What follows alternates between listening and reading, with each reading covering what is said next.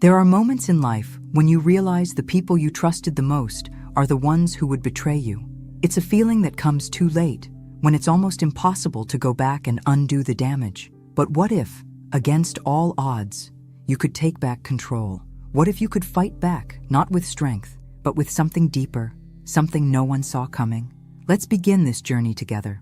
Stay tuned, and don't forget to comment where you're watching from. I remember the day George died as if it were yesterday. The world shifted beneath me, and I didn't know how to hold on anymore. At 84, I thought I had lived enough for one lifetime. But nothing prepares you for the loss of someone who's been by your side for so long. 3 years ago, he was taken from me, and since then, my world has been a dull echo of what it once was. I've been living with Ethan ever since, my only son.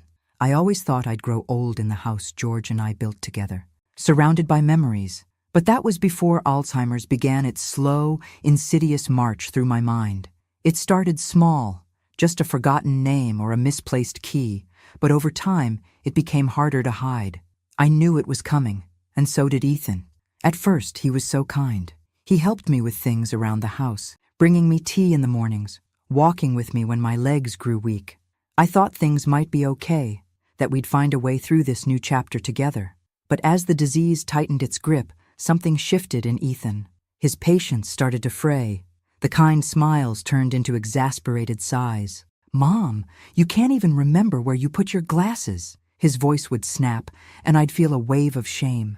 It wasn't his fault. He didn't sign up for this. But it didn't make the hurt any less. He became increasingly distant, irritable, as if my very presence was a burden he was forced to bear. I could see it in his eyes, the resentment growing stronger each day. He didn't need to say it. I could feel it in the way he looked at me. I wasn't the woman I used to be. I wasn't his mother anymore. I was a problem. And slowly, I started to realize that maybe, just maybe, I was becoming a problem for him too. One afternoon, he took me to the doctor. I hadn't been to see him in months, too afraid of what he might say. But Ethan insisted. He sat next to me in the waiting room, his hand resting on my arm, but his eyes distant, as if he couldn't quite look at me. The doctor's words were a blur. I didn't understand much of it, only the weight of the diagnosis. Alzheimer's. Ethan had that look in his eyes, the one that spoke volumes. I didn't have to ask him what it meant, but I already knew. The look wasn't of concern. It was a look of finality, the kind of look you give a lost cause. After the appointment, he drove me home in silence. The tension between us was palpable. I tried to fill the void with small talk, but he barely responded. When we got back to the house, he told me there were things we needed to take care of. Legal things, he said. "We need to make sure everything is in order before you forget it all," Ethan said, his voice unusually calm. "For your own good, Mom." I wasn't sure what he meant, but I nodded, feeling small under the weight of his words. I didn't want to make him angry. Didn't want to make him feel like I was any more of a burden than I already was. The next day, he sat me down with a stack of papers. There were so many of them, so many words I couldn't make sense of. Ethan told me I needed to sign. He said it was just paperwork, just to make sure that everything was handled. I wasn't sure what I was signing, but Ethan reassured me. "Don't worry, Mom. This is for you. I'm doing this for you." His voice was so smooth, so reassuring, but I could see it in his eyes, the way he glanced at me, calculating. There was something more in his tone, something I couldn't quite place, something cold. I hesitated. My mind was foggy, slipping between memories and confusion, but I had to do what was right. I had to trust him. I had to believe that he was doing what was best for me. So I signed. The weight of the pen in my hand felt heavier than I expected, but I didn't question it. Not then. I just signed, feeling a strange emptiness spread through me. Something told me I was making a mistake, but I couldn't grasp why. I didn't know how to stop. When I finished, Ethan smiled that same smile, the one that didn't quite reach his eyes. "Good," he said. "I'm glad you're on board, Mom." And just like that, I felt the last thread of trust between us snap. The moment I signed those papers, something inside me shifted, but it was too late. Ethan had already taken control, and I was left with nothing but the echoes of my own confusion. I don't know when it happened. When the warmth in Ethan's eyes, the kindness in his voice, faded into something colder, sharper. But I felt it. I saw it, and I couldn't stop it. The man I had trusted, the son I had raised with love, was becoming a stranger to me. After I signed those papers that felt like a quiet surrender, Ethan's transformation became brutally apparent. At first, it was small things, a comment here or there, but soon, the cracks began to show. He would catch me forgetting something, my keys, a name, a date, and he'd laugh, but not in a way that made me feel like it was okay. No, it was a laugh filled with mockery. Really, Mom? Can't even remember that? You're useless, he'd say, the words cutting deeper than I expected. Each time, I felt smaller, less than the woman I once was, less than his mother. And then, there were the days when he would outright humiliate me, in front of strangers, in front of family, in front of Rebecca. I don't know why you even bother trying, he said one day, his voice icy, as I struggled to remember where I'd put the laundry basket. You're incapable of doing anything right. You can't even care for yourself anymore. I didn't know how to respond. I just stood there, shaking, my mind scattered with fragments of thoughts. I was trying. I really was. I was doing my best to stay active, to help, but it was like every little effort was met with scorn. And Ethan wasn't alone in this. Rebecca, my daughter, who had always been my little light, never stood up for me. She visited, but she barely acknowledged what was happening. She'd nod, tell me I needed to accept things, and then walk away, leaving me with the heavy silence of what was really happening. I could see it in her eyes too, the same indifference I saw in Ethan's, the same quiet acceptance of the way he treated me. I couldn't understand it. I used to be everything to her. Now I was just someone she tolerated. It felt like I was invisible. One morning, after I had spent the better part of an hour trying to remember how to work the dishwasher, Ethan came into the kitchen and found me in the middle of my struggle, his face twisted with frustration. "You're a mess," he snapped. "I don't know why I even let you try." I froze, my heart pounding in my chest. I wasn't asking for his help. I wasn't asking to be treated like this. I just wanted to feel like I mattered. But I didn't. Not anymore. A few days later, things got worse. Ethan told me that he was moving me. He didn't ask, didn't explain, just told me it was for my own good. He led me to a small room in the back of the house, what used to be a guest room, a place that was once filled with laughter and visitors. Now it was cold, bare. The walls felt like they were closing in around me. The furniture was old, the sheets worn thin. It was like he was making a point. He was making sure I knew I no longer mattered. I wasn't welcome in the heart of the house anymore. I remember standing in that room, staring at the thin curtains and the empty space. It didn't feel like home. It didn't feel like anything. It felt like a cage. "You'll be fine here," Ethan said, his voice distant, as if he were speaking to a stranger. I wanted to say something, to tell him that this wasn't right, that I deserved more than this, but my mouth felt dry, my thoughts too scattered. I couldn't even remember the words to explain how much this hurt. As days passed, Ethan took over everything, the house, the decisions, my life. Every time I tried to help, to do something, anything, he found a way to make me feel worthless. He'd sigh heavily, roll his eyes, and tell me I was out of touch with reality. "You're crazy, Mom. You can't even keep up with the simplest things. You're useless," he'd mutter, loud enough for everyone to hear. It stung, but it also made me wonder, was this happening because of my Alzheimer's? Or was it always like this? Was I just seeing Ethan for who he really was now, someone who resented me? I couldn't tell anymore. My mind was slipping, and with it, I couldn't separate my fears from reality. But something deep down told me that Ethan wasn't just a frustrated son. No, there was something darker here, and the disease. It wasn't just my mind that was deteriorating. It was my relationship with him. It was everything. I tried not to cry, tried not to let it show that I was losing everything. My memory, my dignity, my family. But I couldn't help it. Every day I felt more lost, more like a ghost. I was living in the shadows of my own life, ignored by the people who should have been my greatest allies. Rebecca came by that weekend. She smiled and gave me a hug, but it felt forced. There was no concern in her eyes, no empathy, just distance. "How are you holding up, Mom?" she asked casually, as if this was all just a normal phase. I tried to answer, but the words caught in my throat. I didn't know how to explain the suffocating feeling that had taken over my life, that no matter how hard I tried, Ethan was slipping away from me, and so was Rebecca. "I'm fine," I said, the words tasting like ash in my mouth. But I wasn't fine. I wasn't fine at all. I wasn't fine.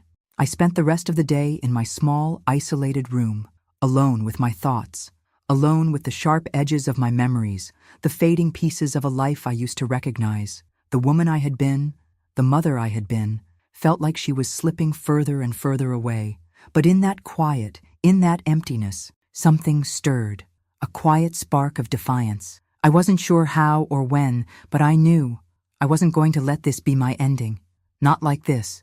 Not after everything George and I had built. Not after everything I had given. But what could I do?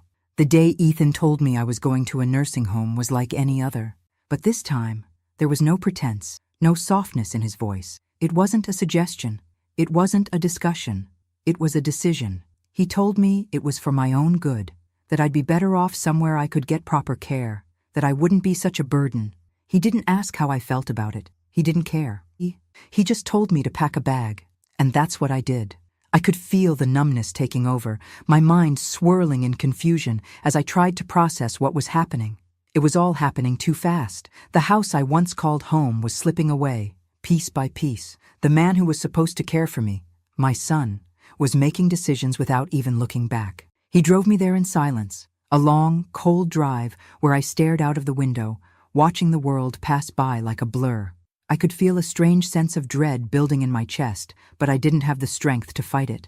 When we arrived, Ethan didn't even walk me inside. He parked the car, grabbed my suitcase, and handed it to a nurse at the front door without a word. I wanted to say something, to tell him to stop, to ask him to reconsider, but the words caught in my throat. I didn't even know what to say. And then, just like that, he was gone. I watched him walk away, never turning back, never offering a second glance. I was alone. The nursing home was nothing like the life I had known. It was stark, cold, and smelled of antiseptic. The walls were white, too white. The lighting was harsh, like a hospital, but there was nothing comforting about it. The nurses barely looked at me as they led me to a tiny room, one that was too small for a woman who had once lived in a home filled with laughter and warmth. The bed was too hard. The chair in the corner was stiff and uncomfortable. There was no personal touch, no sense of belonging. Everything about this place screamed institutional, and I was just another face in the crowd, another patient, another number. I didn't belong here, but Ethan didn't care. I spent the first few days staring out the small window, watching the world move on without me. I tried to understand why I was here. I wanted to scream, to demand answers, but my voice felt small, insignificant, lost in the silence of the nursing home. The days stretched into weeks, and Ethan's visits never came. He promised he would come by. He said he'd check in on me. But he didn't. I was forgotten. I began to feel like I didn't even exist anymore. My life had been reduced to a shadow of what it once was. And then, one afternoon, as I sat in my small room, staring at the drab walls, I met Charlie. Charlie was an older man, his skin weathered and lined with age. He had the look of someone who had seen too much of life's harshness, someone who had lived a life that wasn't easy. I knew he wasn't like the others in the home. He had a rough edge to him, a world-weary demeanor, but there was something kind about his eyes. We struck up a conversation one day in the common room, and I found that I couldn't stop talking. He listened to me, really listened, in a way that I hadn't felt in years. I told him about George, about our life together, about the house we had built, the life we had made, and he listened without interruption, without pity. He didn't look at me like I was fragile or lost. He just listened. Charlie had been through his own struggles. He was an ex-convict. Having spent years in prison for a crime he said he regretted. But there was no bitterness in his voice when he spoke about it. He had a sharp, cynical view of the world, but it wasn't without reason. Life had taught him hard lessons. Still, there was something about him, something that made me feel not so alone. He shared stories of his life, of things he had seen, things he had learned. But the more we talked, the more I realized he was teaching me something. One day, as we sat in the small garden behind the nursing home, Charlie looked at me, his face serious for the first time. "You know, Mabel," he said, his voice low, "you still have control. It might not feel like it right now, but you do. This place, these people, they don't own you. You're not just a number here. If you want to take back what's yours, you can, but you have to want it." His words hit me harder than anything Ethan had said. I hadn't even considered that I could fight back, that I could still have a say in what happened to me. But Charlie believed it, and for the first time in a long time, I found myself believing it, too. I looked at him, my mind swirling with possibilities. What if I could? What if there was a way to regain control of my life, to take back what Ethan had taken from me? Charlie wasn't wrong. I wasn't just a shadow. I wasn't just a forgotten old woman. I was Mabel Pierce, and I still had the power to change my fate. And with that, something inside me shifted. I didn't know what the next step would be, but I knew one thing for certain. I wasn't going to let Ethan's betrayal be my end. Charlie became more than just a friend. He became my ally, my guide through the fog of confusion and fear. Every day, he would sit with me, patiently listening as I spoke about the hurt and betrayal I felt. He didn't pity me. He didn't talk down to me. He saw the woman I used to be, the woman who still had the strength to fight, even if I didn't know it yet. It was Charlie who opened my eyes to the truth I had been too blind to see. The truth that Ethan had manipulated me, that he had convinced me I was useless, that my life no longer belonged to me. He made me believe I was too far gone, that my decisions didn't matter anymore, that I had no voice left. I had let him take control, and for so long, I thought it was because I was ill, because my mind was failing. But Charlie showed me something different. He showed me that I had been tricked, that I wasn't powerless. "You've got to stop thinking like a victim, Mabel," Charlie told me one afternoon, his voice firm, but not unkind. "This isn't just about what Ethan's done. It's about what you can still do. You're not finished, not by a long shot." He was right. I wasn't finished. I might have forgotten things. I might have lost parts of myself along the way. But I wasn't gone. Not yet. Charlie helped me understand something important that I hadn't even considered before. I still had control over my life, my money, my future. The thought was so simple, yet it hadn't occurred to me.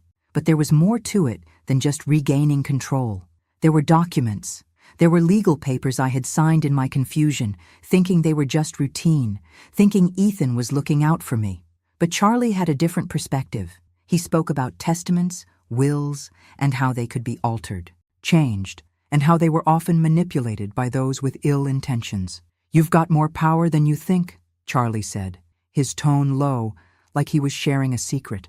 "Testaments can be changed. The right lawyer can make a difference. Don't let Ethan think he's already won." It was the first time in months that I felt a flicker of hope. Maybe, just maybe, I could take back what I had lost. Maybe I could reclaim my independence, my dignity. But the road ahead wouldn't be easy. I had to be careful.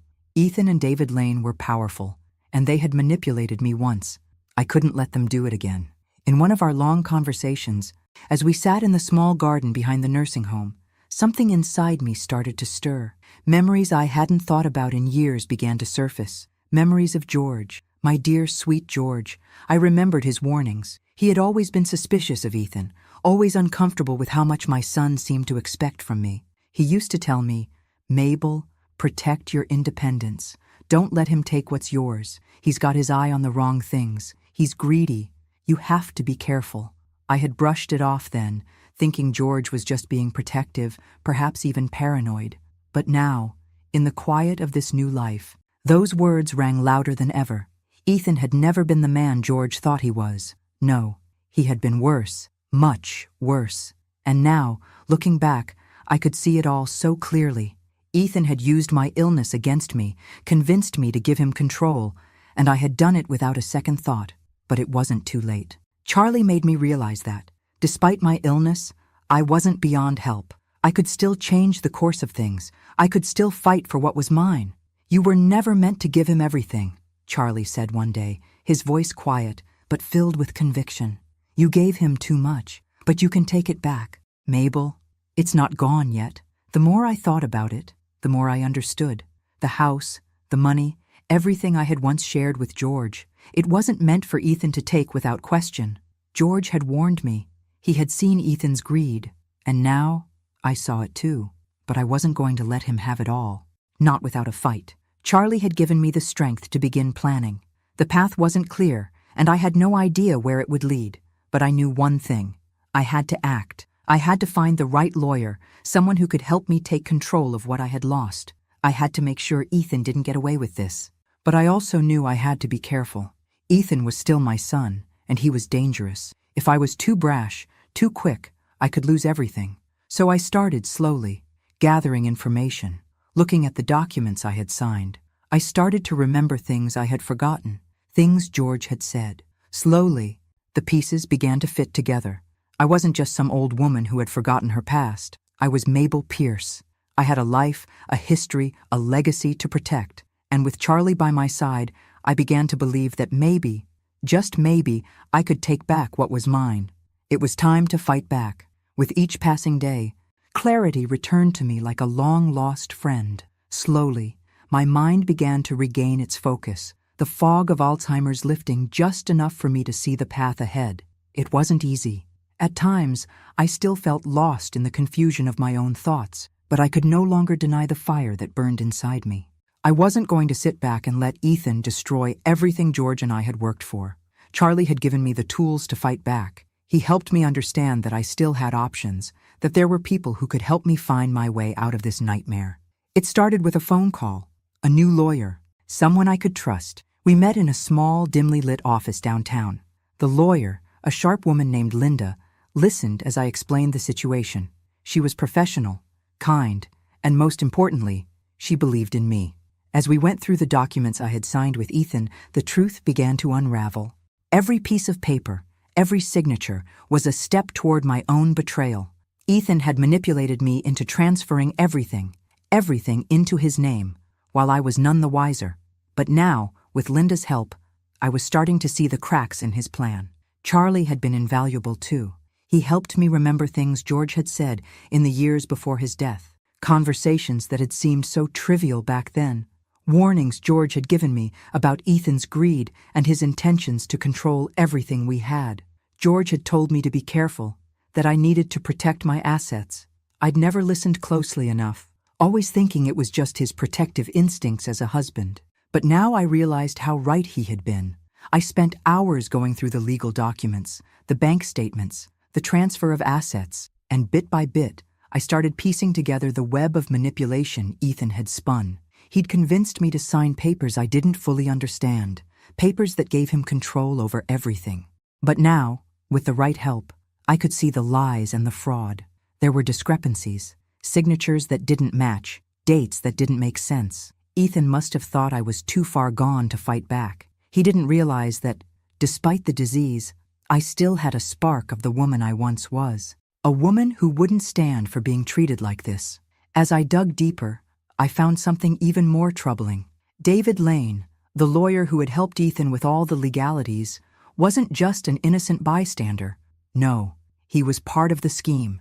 He had been helping Ethan cover up everything, falsifying signatures, forging documents, lying about the terms of the will. I hadn't suspected him before, but now, as I looked at the evidence, it was clear.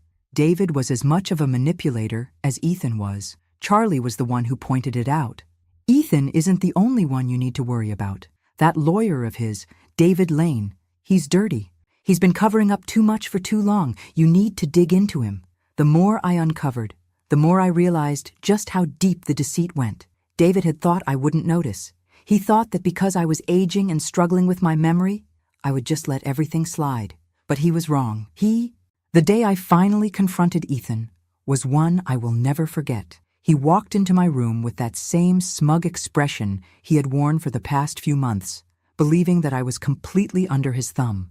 But he wasn't expecting the woman he had once known to be gone, replaced by someone who had a plan. "You're being cruel, Mom," Ethan said, his voice rising with frustration. "I'm the one who's been taking care of you. You think I'm doing this for me? I'm trying to help you." I let him talk, let him spew his lies, but inside, I was already making my move. I wasn't afraid of him anymore. His threats didn't scare me. "I know exactly what you've been doing, Ethan," I said, my voice calm but firm. "You've manipulated me. You've lied to me, and I'm not going to let it continue." Ethan froze, his face drained of color. For the first time, I saw the panic in his eyes. He hadn't expected me to fight back. He hadn't expected me to wake up from the haze he had created. "I have the documents, Ethan," I continued. "The fraud, the forged signatures. I have everything I need to take this to court. You won't get away with this." His reaction was immediate. Anger flared in his eyes, and his fists clenched. "You're making a huge mistake," he he spat. "You're going to regret this." But I wasn't afraid. I wasn't the helpless old woman he thought I was. With Linda's help, I was going to take back what was mine. Charlie had helped me see what needed to be done, and now I was ready to act. I wasn't just taking back the house, the company, the money. I was taking back my dignity. I wasn't going to let Ethan or David control my life any longer. As the days passed, I gathered more evidence, more proof of the deceit. The legal team was on my side, working tirelessly to expose Ethan and David for what they were. I had everything I needed. The testaments, the documents, the forged signatures, all neatly compiled and ready for the confrontation I had been preparing for. The weight of what I had uncovered had been heavy on my shoulders, but now I was ready. I was finally going to take control of my life again. Ethan thought I was weak. He thought I was just a confused old woman who wouldn't remember her own name, let alone the deception he had woven around me.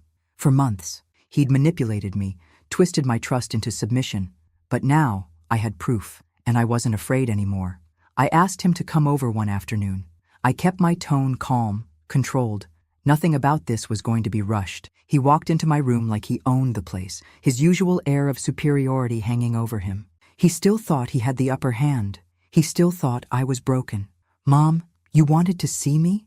he asked, his voice a little too smooth, as if he didn't want to reveal the growing discomfort I could see in his eyes. "Yes," I said, standing up and meeting his gaze. "I have something to show you." I wasn't going to let him make me feel small. I wasn't going to cower under his gaze anymore. I walked over to the desk and pulled out the new will, the one I had worked with my lawyer to draft. My hands were steady as I slid it across the table toward him. His eyes immediately narrowed, but he said nothing. He was waiting for me to speak. "You think you've won?" "Don't you?" I said, my voice low but firm.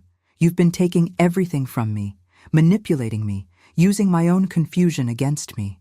Ethan stood there, quiet, but I could see his hands trembling slightly. He thought I was still lost. He thought I was still vulnerable. But this time, I wasn't going to back down. I wasn't going to let him hide behind his lies any longer. "I've seen everything, Ethan," I continued, my voice stronger now. "The forged signatures, the lies, the manipulation. You thought I was too sick to remember, too far gone to notice what you were doing. But I remember more than you think." I took a deep breath and slid the New Testament across to him. The one that reversed all of his fraudulent actions. His eyes went wide. His confident demeanor cracked. He picked up the document, his hands shaking slightly as he read the words on the paper. His face paled with each line he read, and it was as if the air was sucked from the room. The man who had once been so sure of himself now stood in front of me, suddenly aware that the ground he thought he stood on was crumbling beneath him. "You can't be serious," Ethan finally muttered, his voice faltering. "You're the one who's not serious, Ethan," I said, my voice cold. "You've been playing me for a fool, and I'm done being your pawn." The silence between us was thick with tension. Ethan's eyes flickered between the New Testament and me, a deep, unsettling realization settling in. He had been caught. There was no way out now. "You're wrong," he snapped, trying to regain some semblance of control. "I'm doing all of this for you. You don't understand. I'm just trying to help you." "Mom, everything I've done is for your own good." But I wasn't buying it. Not anymore. "Stop lying," I said, my voice quiet but cutting. "You didn't do any of this for me. You did it for yourself. You wanted everything. My money, my home, my life. And now, you're not going to get away with it. I know what you did. And I'm taking it all back." Ethan took a step back, as if the words themselves had physically knocked him. His eyes darted around the room, like he was looking for an escape, but he couldn't find one. I didn't mean for it to go this far," he muttered, his voice breaking. "You don't know what it's been like for me. I've been trying to take care of you, trying to help." His words were hollow. His tone, once so confident, was now filled with desperation. He could no longer hide behind his facade of care. Not when I had the truth in my hands. David Lane, the lawyer who had helped him, had no place left to hide either. I knew he was just as guilty as Ethan. I knew that, as soon as Ethan's manipulation began to unravel, David would be next in line for exposure. I had already started the process of gathering evidence against him, making sure his involvement would come to light. When Ethan's face turned to confusion and panic, I saw his mind racing. "You can't do this," he said, voice shaking. "You'll regret it. You don't know what you're doing." I stood my ground. I know exactly what I'm doing, and you're not going to control me anymore. Ethan's world crumbled right before him. The humiliation was unmistakable. He realized, with a sinking heart, that the power he thought he had was slipping away. It wasn't just about money anymore. It wasn't even about the inheritance. It was about control. It was about reclaiming my life, my dignity. And no matter how much he begged, no matter how much he tried to intimidate me, there was no turning back. David Lane, realizing his own role in this scheme was about to be exposed, tried to distance himself from Ethan, but it was too late. The evidence was already in motion. The legal wheels were turning. Ethan and David both thought they had me cornered, but they hadn't accounted for my resilience, for the strength I still had inside. "I'm done with you, Ethan," I said, the words final. "You've lost. Now you'll pay for what you've done." As I watched him walk out, his head hung low, I couldn't help but feel a small sense of triumph. The tables had turned. The game was mine to play now.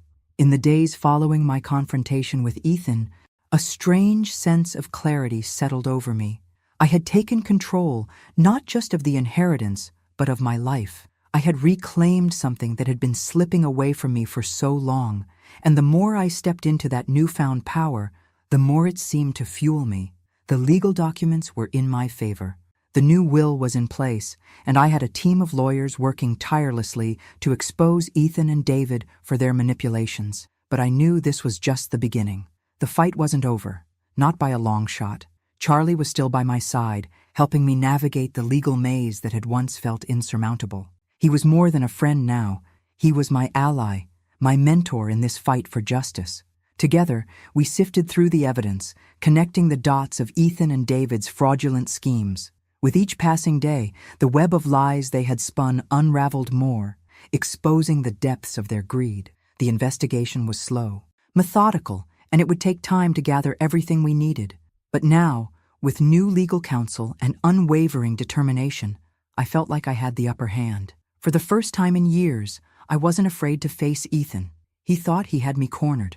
He thought I was a victim, someone who could be manipulated and ignored. But now, I was the one pulling the strings. Ethan, of course, wasn't going down without a fight. Humiliated by our last confrontation, he retreated into his old tricks, manipulating others, trying to twist the narrative in his favor. He began turning to other members of the family, trying to convince them that I was losing my mind, that I was being cruel and vindictive in my actions. He painted himself as the long-suffering son, the one who had been doing what was best for me while I fought back against the good he was trying to do. But those who had once sided with him were starting to see through his act. Rebecca, my daughter, was the first to waver. She had always been hesitant, always unsure of where her loyalty should lie. But after hearing the truth, after seeing the evidence of Ethan's deceit, she began to distance herself from him. I could see the guilt in her eyes when we spoke, the way she apologized for not having seen it sooner. "I didn't know, Mom," she said one afternoon, her voice heavy with regret. "I should have known. I'm sorry. I should have stood by you." I could see the weight she was carrying, and I understood it. It wasn't easy to confront the truth, especially when it meant going against your own flesh and blood. But seeing her finally acknowledge the wrongs Ethan had done to me was a small victory in itself. It wasn't just about the inheritance. It was about family, trust, and the realization that betrayal had been hiding right in front of us all along. As the truth began to spread, the family started to see Ethan for what he truly was. The carefully constructed image of the dutiful son started to crack, and the whispers began. They began to question his motives, his actions, and his words. The more they learned, the more Ethan's betrayal became undeniable. And as the pieces of the puzzle fell into place, I could finally stand tall. I was no longer the forgotten mother in the back of the house. I was no longer the victim of Ethan's manipulations. I was Mabel Pierce, a woman who had fought for her rights, who had found the strength to stand up for herself when the world seemed determined to knock her down. And I wasn't going to let Ethan or anyone else take that away from me. With the help of my lawyer, I began to restore my position legally. I wasn't just regaining control over my assets. I was reasserting my dignity, my independence, and my place in this world. Ethan had thought that by isolating me, by manipulating me, he could silence me. But I wasn't silenced anymore. I had found my voice, and it was stronger than ever. Ethan, now realizing that the walls were closing in on him, became desperate. He tried to manipulate Rebecca, tried to convince her that I was losing touch with reality, but his words fell on deaf ears. The family was no longer in his corner, and as they saw through his lies, they began to rally around me. For the first time in a long while, I felt a sense of unity, not just within myself, but within the family. It wasn't perfect. There were still wounds to heal, relationships to rebuild, but it was a start, and that was more than I had hoped for. Ethan, on the other hand, was losing everything. His control over me, his plans for the inheritance, everything he had worked so hard to manipulate was slipping away. He tried to regain some semblance of power, but it was too late. He had underestimated me. He had thought that by pushing me aside, by treating me like a burden, he could get away with it. But I had proven him wrong. I wasn't just taking back my inheritance, I was taking back my life. And no one, not Ethan, not David Lane, could take that from me. The battle wasn't over, but I was ready for whatever came next. The truth had begun to emerge, and there was no stopping it now. Ethan had lost the power he thought he had, and I was just getting started. The weight of the New Testament in my hands was heavier than I expected.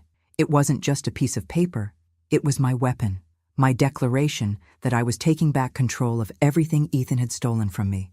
But even with that New Testament, I knew I couldn't rest. Ethan wasn't the only one who had been involved in the betrayal. David Lane, the lawyer who had helped him weave his web of lies, was just as guilty, and I wasn't about to let him escape the consequences of his actions. I couldn't shake the feeling that there was more to David than I had seen. I knew that he had helped Ethan manipulate me, but I couldn't help wondering if there was a history behind him, something more sinister than I had first imagined. It was time to dig deeper. With Charlie's help, I began researching David, looking for any connections, any past mistakes that might give me leverage. What I found shocked me. David Lane wasn't just a corrupt lawyer helping a greedy son. He had a long history of fraudulent behavior. His name appeared in several cases of financial misconduct and legal corruption that had been buried, swept under the rug by clever manipulation and powerful connections. Over the years, he had managed to dodge any serious consequences, covering up his crimes, quietly erasing any traces of his wrongdoings. But nothing stays hidden forever, especially not when someone is determined to uncover the truth. I couldn't believe it at first, but the more I dug, the more I found. He had been involved in multiple fraudulent cases, using his position to manipulate wills, embezzle money, and cheat people out of their inheritances. It wasn't just me that he had taken advantage of.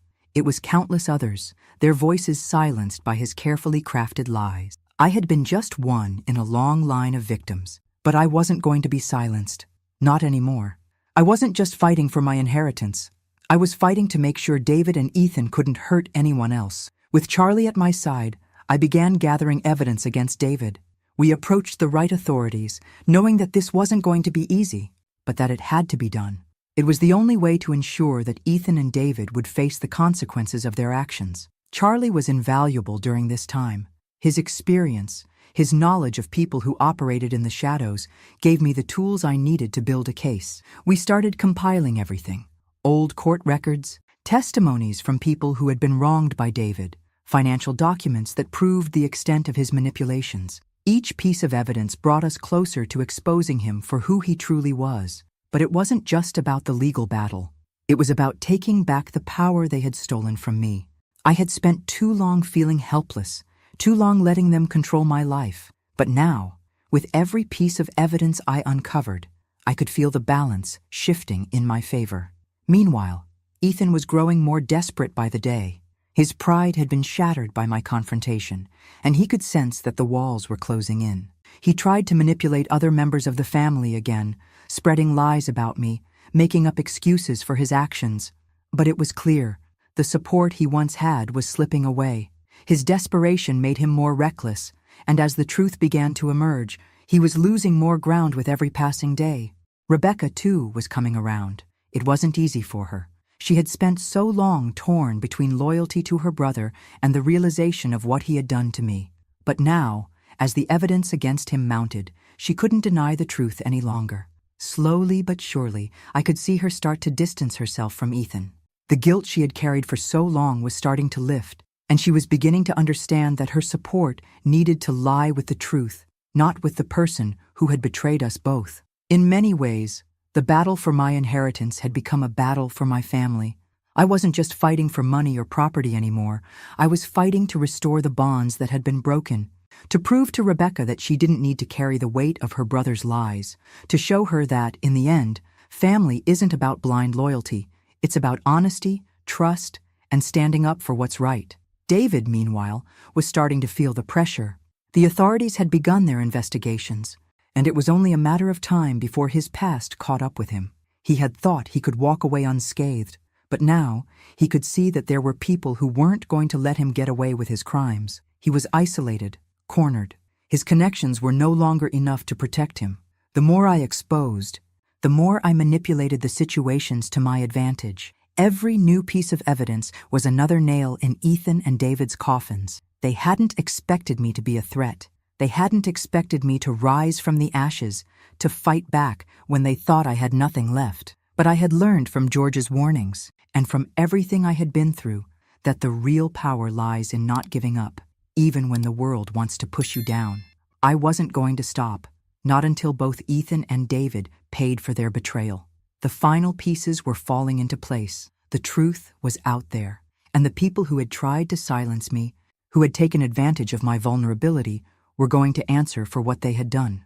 And for the first time in years, I could breathe freely again, knowing that justice was finally within reach. The tension between Ethan and me had been building for months, each day a step closer to the inevitable.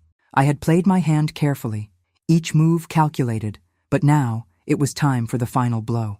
I had gathered all the pieces, and I wasn't about to let him get away with the mess he'd made of my life. The truth was out, and I wasn't hiding from it anymore.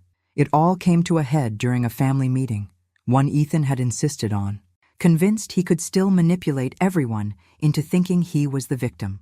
He had convinced himself that I was just a confused old woman, someone to be pitied. But today, he would see just how wrong he was. Rebecca, my daughter, had been torn for so long. I knew that. I could see the guilt in her eyes, the way she had tried to stay neutral for as long as she could.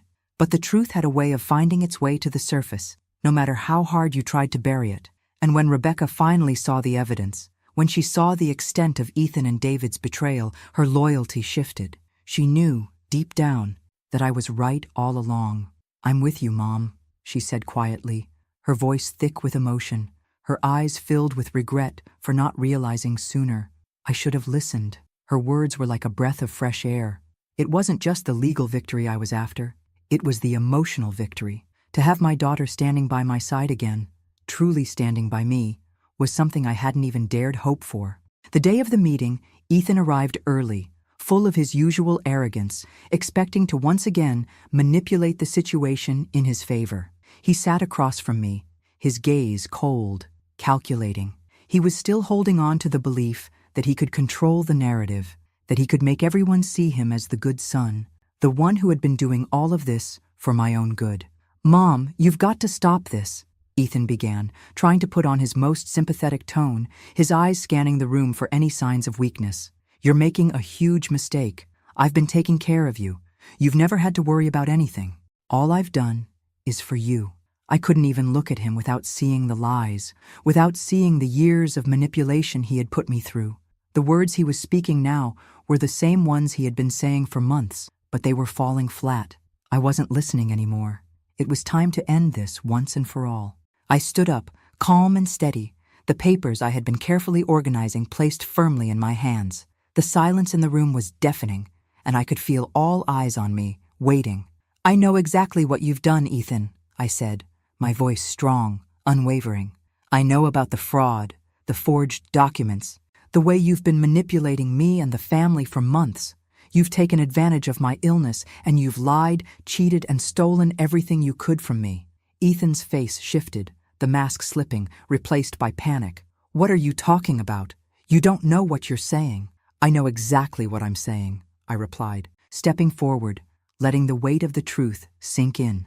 I pulled out the evidence, documents, contracts, letters, all the proof I had gathered. "You've been planning this from the start, you and David Lane. This wasn't about caring for me. This was about taking everything I've worked for. You wanted my house, my business, my money, and you thought I wouldn't remember, that I wouldn't see through your lies." The room was still, and for a moment I thought Ethan might crumble. His arrogance had turned into fear. He looked around, searching for support, but there was none. His eyes flickered to Rebecca, as if pleading with her, but she wasn't looking at him the way she used to. She wasn't the daughter who blindly believed him anymore. She was the woman who had seen the truth, and the truth was that Ethan had betrayed us both. "No," Ethan said, his voice trembling. "No, you don't understand. I was doing what was best for you. All I've done is for you. You're wrong. You're wrong." His voice grew louder, more frantic, but I stood firm. I wasn't backing down. "Stop," I said, cutting him off. "You don't get to lie to me anymore. You don't get to manipulate anyone in this family again. You lost, Ethan. The truth is out." I turned to Rebecca, her face pale with emotion. "You don't have to stand by him anymore," I said softly. "You don't have to feel guilty for not seeing it before. This is his doing, and now it's over." Ethan's frustration boiled over. He stood up, fists clenched, his face red with rage. "You're making a mistake, Mom. You'll regret this." I didn't flinch. I didn't look away. I was ready for this. "You don't get to intimidate me anymore," I said, my voice steady, calm. "You don't control me. Not anymore." Ethan stepped forward, but something in my stance, something in my gaze, made him hesitate. The anger was there, but so was the realization that he had lost control of the situation. He could see it now. The tables had turned. The woman he thought was frail, confused, and helpless had become his worst nightmare. I wasn't the mother he could manipulate anymore. The humiliation in his eyes was like a balm to my soul. It wasn't just about the inheritance. It wasn't about money. It was about power. It was about taking back what was mine, what had been stolen from me, and making sure he would never have the authority over my life again. As the meeting ended, Ethan stood there, speechless. He knew he had lost everything. The walls that had once supported Ethan's schemes were beginning to crumble. It was no longer just me standing up against him. With Rebecca by my side, truly by my side for the first time in years, and with Charlie's constant guidance, we began to make our moves. Every action was calculated, every decision, a step closer to taking back everything he had taken from me. With my fortune and influence, I was able to expose David Lane for the fraud he was. The network of lies he had built over the years, carefully hidden behind his position as a lawyer, was finally brought to light. It didn't take long for the authorities to move, especially after we presented the evidence. His corruption was undeniable, and soon enough, David was expelled from the legal profession. The charges, fraud, corruption, manipulation of assets, were too much for him to overcome. He had spent so long operating under the radar, but now the world saw him for who he truly was. As for Ethan, his fall was just as swift. The moment the truth about his manipulation became clear, he lost all his allies. The family, once afraid of confronting him, now saw him for the selfish, manipulative man he had always been. His support evaporated, and as his disgrace became public, he was expelled from the inheritance. The wealth, the property, everything that had once been in his hands was redistributed. It wasn't for him anymore. It was for the family, for charity, and for those who had been hurt by his greed. I had thought about this moment for so long. I had dreamed about what I would do, what I would say when the time came. But nothing could prepare me for the final confrontation. The last time I saw Ethan, it was in the home that we had once shared, the place he had taken over in his pursuit of everything I had worked for. The place that had once been a sanctuary had become his battleground. And now he was losing. I didn't ask for a meeting. I didn't need to. He came to me, as if he still had some sort of claim on me, as if his words could somehow undo the damage he had done. "I never meant for things to go this far, Mom," he said, his voice wavering. He had lost his usual confidence, now replaced by something much darker, desperation. He was empty. "I was just trying to help you. I thought I was doing what was best." His voice cracked, and for a brief moment I could see the same boy I had raised, the boy I had once loved. But it wasn't enough. It would never be enough. "You were never trying to help me," I said, my voice firm, unwavering. "You were only trying to help yourself. You never cared about me, Ethan.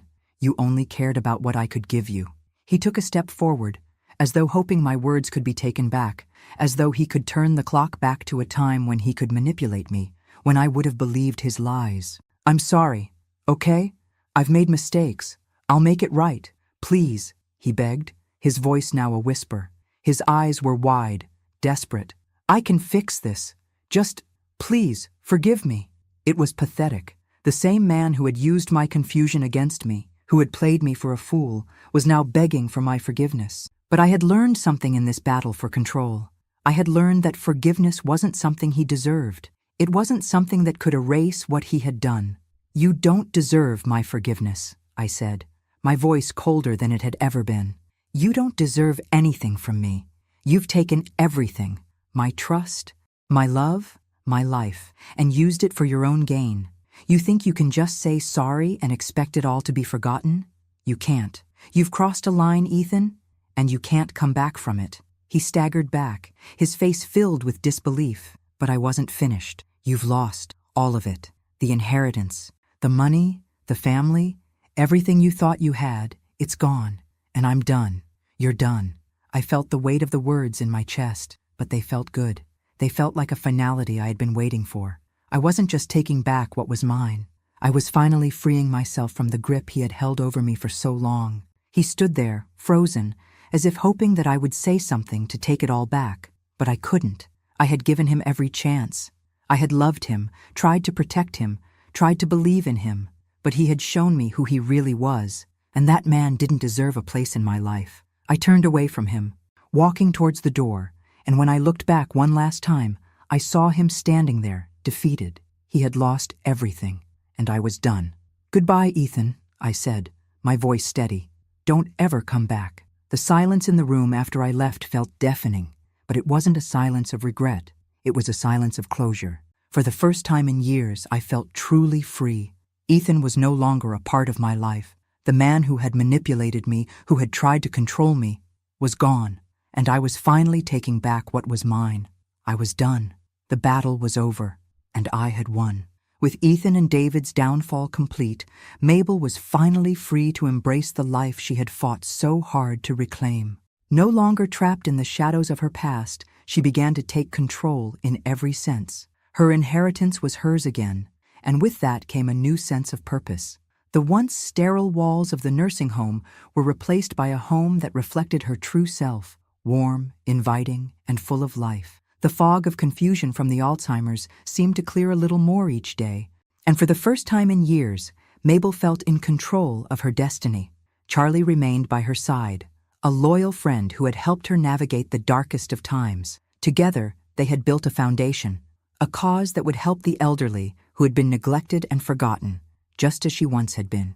With her restored fortune, Mabel poured her energy into this foundation, offering support to those who had been ignored by their families or cast aside due to age. It wasn't just about money, it was about compassion, empathy, and fighting for those whose voices had been silenced. Mabel also took the time to rebuild her relationship with Rebecca. The rift that had grown between them had finally healed. Rebecca now understood her mother's choices, the strength it took to stand up to Ethan and David. There were no more secrets, no more guilt hanging over them.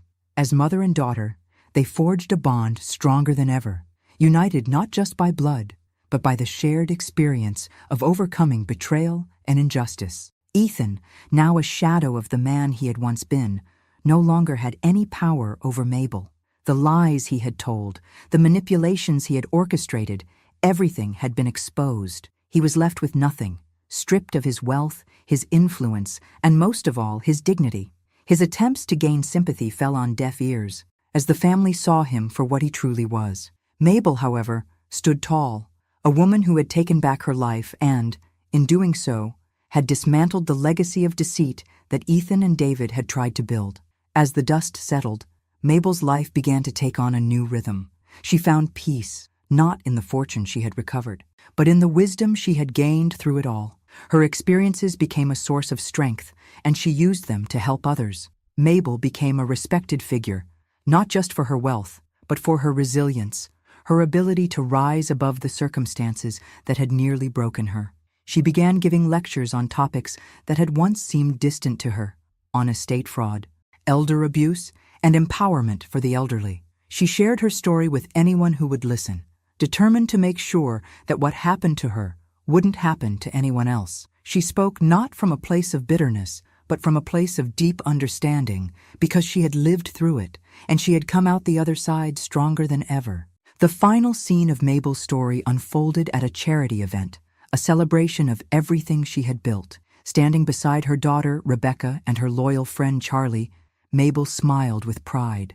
Her journey was not just one of survival, but of triumph. She had taken back her life, but more than that, she had built a legacy of giving back, of showing others that no matter the circumstances, you could always rise. In the end, Mabel's greatest victory wasn't the financial restitution or the defeat of Ethan and David. It was the emotional freedom she had gained, the strength she had found in herself, and the way she had transformed her pain into something that would help others. Her story would be remembered not for the injustice she had endured, but for the incredible strength and grace with which she had overcome it. Mabel had become the woman she was always meant to be, a woman who would never be silenced, who would always stand tall, and who would use her story to light the way for others. And in doing so, she had finally found peace. Thanks for listening. Don't forget to subscribe and feel free to share your story in the comments. Your voice matters.